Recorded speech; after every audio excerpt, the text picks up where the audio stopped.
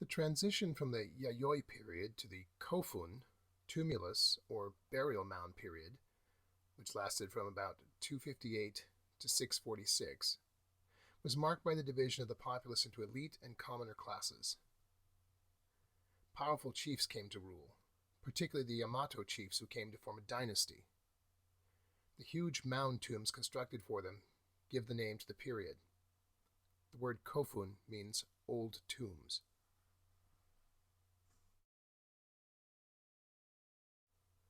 The construction of tombs began in the Kansai region, probably as a development out of the Yayoi custom of burying the dead on hilltops. The tombs of the Kofun period tended to be of two types. The first was round, like this example at Fuifuki City. The burial chamber was constructed from stones on top of a mound, and once the coffin and grave goods had been placed inside, it was covered over in earth. The grave goods consisted of possessions such as jade jewelry, bronze mirrors, and iron tools. The other shape for mound tombs was like an old-fashioned keyhole, a combination of round, or koen, and triangular, zempo, mounds.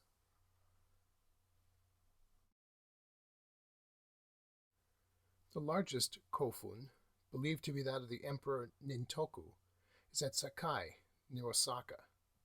It dates from the late 4th to early 5th century. It's 1,600 feet long and 90 feet tall, and is surrounded by 3 moats.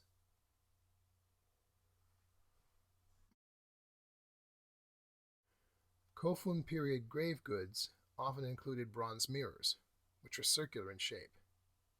These have relief patterns or images that surround a central knob that's pierced for suspension. The reverse of these mirrors was polished so as to create a reflective surface.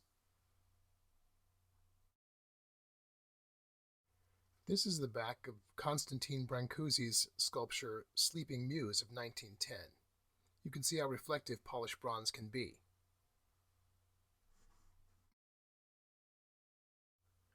Mirrors of this type were probably introduced to Japan from China during the Yayoi period.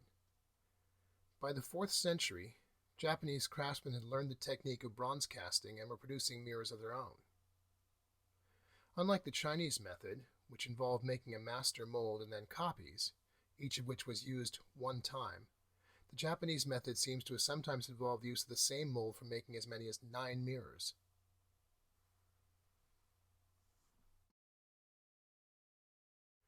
This mirror measures 5 inches in diameter.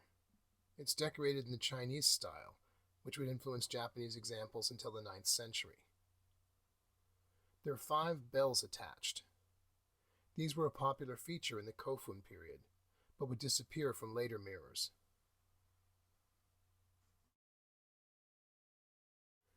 Kofun period mirrors were given to local leaders as symbols of political allegiance, and were probably associated with Amaterasu, the sun goddess, because of their ability to reflect light and their round shape.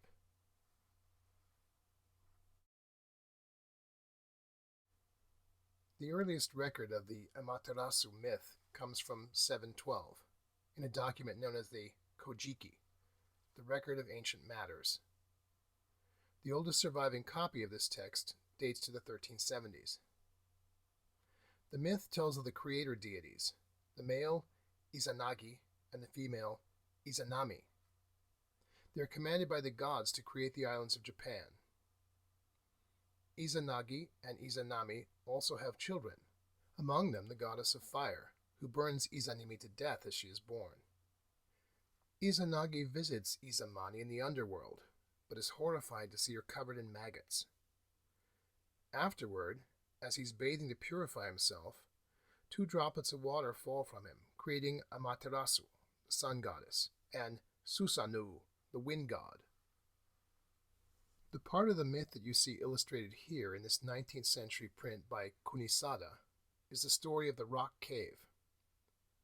Susanoo, the myth relates, begins to break Amaterasu's possessions, destroy her rice fields, and kill her weaving maiden.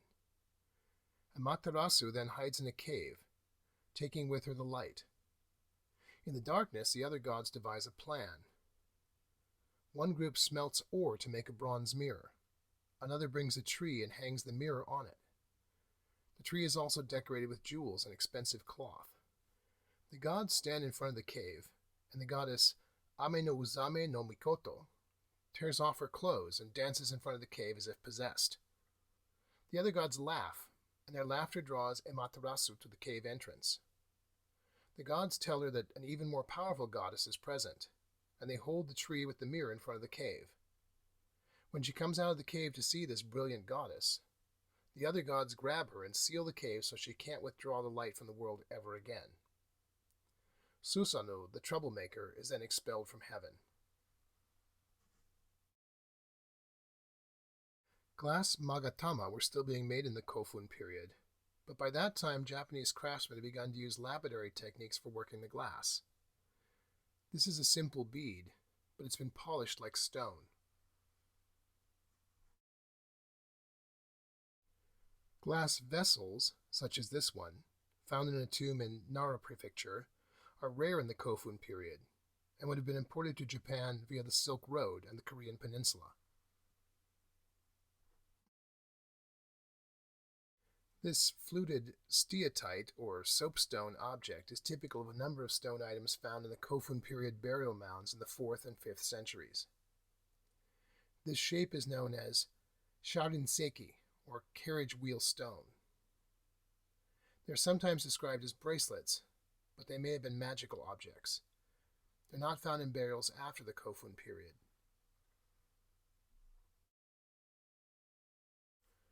Gold jewelry has also been found as Kofun period grave goods. As of today, there's no agreement on where these were made. The techniques used for the link chain and pendant earrings of this type can be traced to the Korean Peninsula.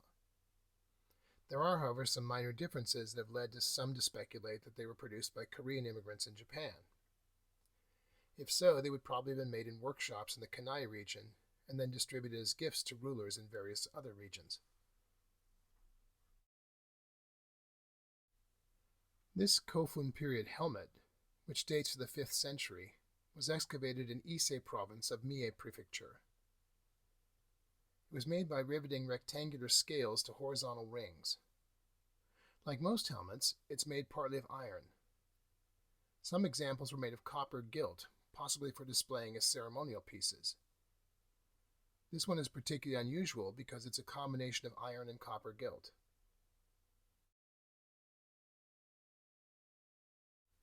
This helmet retains more of its original plates.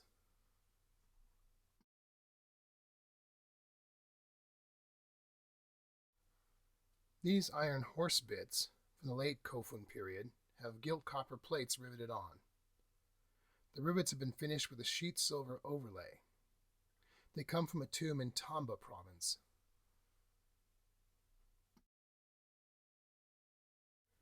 This is another example of Kofun period horse trappings. It's an ornament made of copper gilt.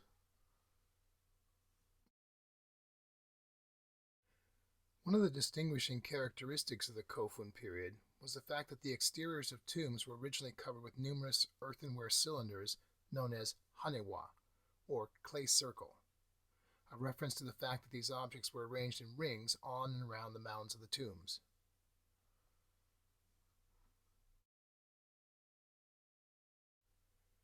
The earliest of these were produced specifically for imperial tombs.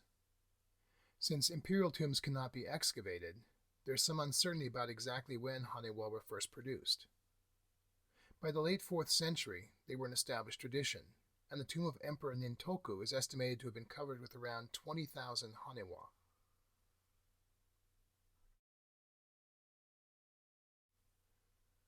Hanewa are related to the practice of putting ceramic vessels on graves as offerings. Clay cylinders and stands were used to display the vessels. Most hanewa were, as a consequence, plain, but some were representational. The earliest hanewa were models of houses, which may have been intended as homes for the soul. Surrounding these houses were replicas of arms and armor. Later forms include birds, deer, dogs, monkeys, and fish. Horses are the most common animal forms. This one is depicted wearing a saddle and bells. The cylindrical legs are typical of Haniwa stylization. Haniwa in human form developed in the late 5th century. These are the most valuable to archaeologists, although the amount of information that they reveal about social conventions is limited. This piece represents a female servant with her arms outstretched, probably in the act of offering a bottle of sake to the deceased. Originally, the figure was wearing a necklace of small beads. The red paint is iron oxide, or hematite. It's unlikely to represent tattooing since tattoos were used to mark criminals.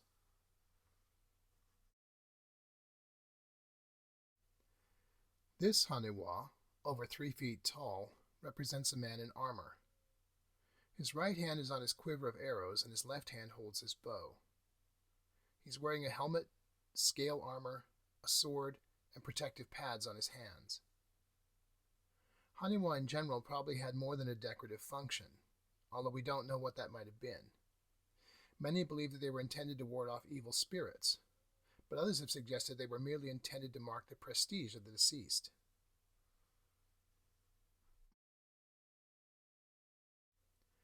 In the early Kofun period, a reddish earthenware pottery called haji was produced. Made by the Hajibe, or Clay Workers Guild, its production began in the provinces of Yamato and Kochi, and spread throughout western Japan and into the eastern provinces. In the early phase, haji wares resembled yayoi bisqueware. The vessels were initially made by coiling on a bed of leaves, which acted as a crude potter's wheel. The impressions of leaves can still be seen on early hajiki.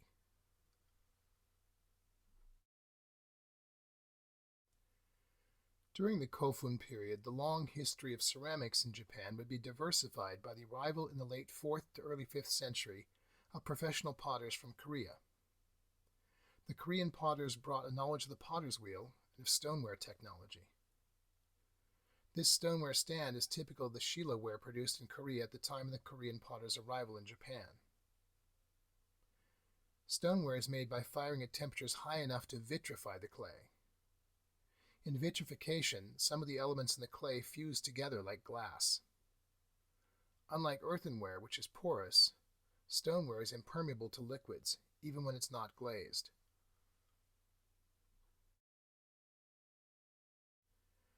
Korean potters brought to Japan their knowledge of single-chambered tunnel, or anagama kilns, that could be fired at higher temperatures. Anagama means hole kiln. The kiln was made by digging a cave or tunnel into a hill. The entrance was just big enough for a person to crawl inside. The interior sloped upward at a 25-degree angle toward a flue. When the kiln had been freshly excavated, it would have been rather unstable, but with each firing the walls were sintered by the heat and made more permanent. To fill an anagama kiln, the pots were passed into the chamber where a worker stacked them on the floor. The fuel was added from the mouth, and firings took place over several days. There were no spy holes, so the heat was judged by observing the fire at the mouth.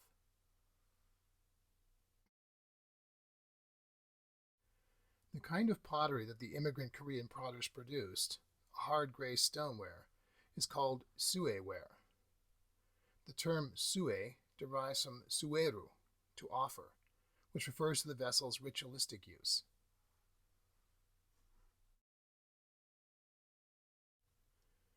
Sueware was made specifically as tomb offerings, although the forms were utilitarian so the deceased could use them in the afterlife. The largest tomb deposit of sueware numbered more than 200 pieces.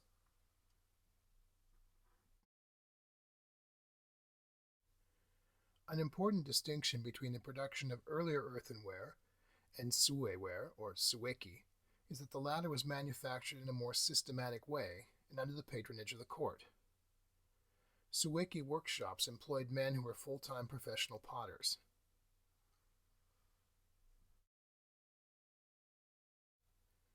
Sueki was made by slab and coil building and was finished on the wheel. The decoration generally consisted of lines made on the wheel and horizontal bands of combed, wavy lines. The color of sueki was produced by adding damp leaves to the kiln to create a reduction atmosphere.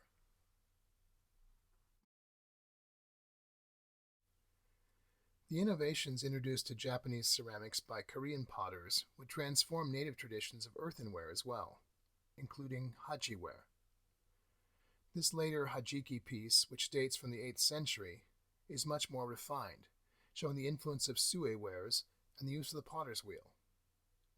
Although a great deal of hajiware was undoubtedly produced, complete examples are very rare. It was strictly utilitarian, so no examples were preserved in tombs. Near the end of the 5th century, corridor tombs, such as those used in Korea, became common in Japan. Unlike the burial mound, corridor tombs could be used for multiple burials over time. As family tombs became popular, the corridor version was more practical. Corridor tombs tended to be smaller in size.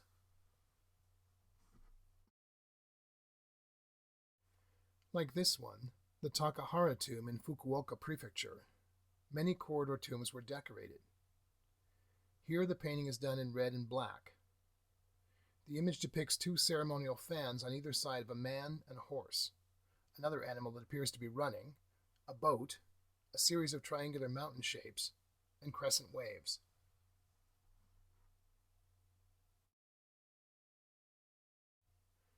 An important late Kofun period tomb that was excavated in 1972, after it was determined not to have been an imperial tomb, is the Takamatsu tomb in Nara Prefecture near the town of Asuka. Although it had been entered by tomb robbers long before, archaeologists found intact painted walls that established the earliest link between Japanese tomb decoration and that of China and Korea.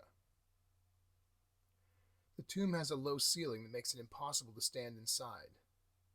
The stone walls were prepared with layers of plaster as a ground for the paintings. The ceiling once contained the constellations represented as 72 circles in gold leaf. The walls contain images of symbols of the 4 directions. 2 walls have the white tiger of the west and the blue dragon of the east. The red phoenix of the south was destroyed when the robbers entered the tomb.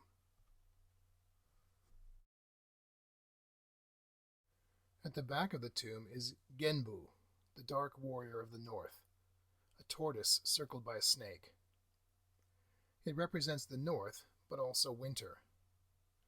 The symbol originated in China, where the tortoise and the serpent were associated with longevity.